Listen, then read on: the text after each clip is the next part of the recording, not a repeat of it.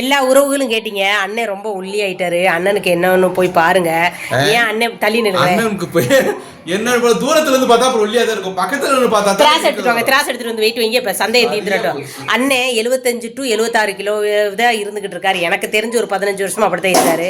இப்ப எத்தனை கிலோ இருக்காருன்னு பாப்போம். இதுல வெளிச்சமே தெரியாது. படக்குன்னு ஏறுங்க, இருங்க. ஜீரோல ஆகட்டும். ஆயிடுச்சு அவசரத்துக்கு.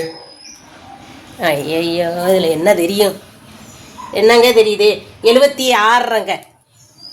76 கிலோ தான் நான் ரொம்ப வருஷமாவே இருக்கிறேன். 76 கிலோ. 100 கிராம் 200 கிராம் அங்கிட்டு இங்கிட்டு கூடுமே தவிர அவ்வளவுதான். நீ போமா. நான் 67ல இருந்தேன். ஆஃப் பண்ணிட்டு இந்த பக்கம் திருப்புங்க.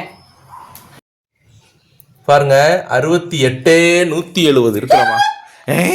என்ன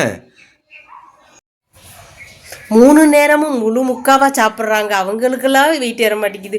சோத்து பண்ணி அப்பப்போ இப்படி எட்டி பார்க்குறேன். எனக்கு மட்டும் எங்க இப்படி வெயிட் ஏறுது? என்னங்க இது கால கொடுவனையா இருக்குது. அழுவாத ராசா, அழுவாத.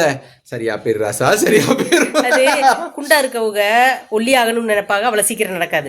ஒல்லியா இருக்கவங்க குண்டாகணும்னு நினைக்கிறாங்க, அதுவும் அவ்வளோ சீக்கிரம் நடக்காது. நம்ம நினைக்கிறதுக்கு ஆப்போசிட்டாவே நடக்குது. ஏங்க இப்படி நடக்குது? அதுதான்மா உலகம். என்னங்க உலகம்? நல்லா மானங்கட்ட உலகமா போச்சு. ஐயோ ஐயோ, எங்க போகங்க.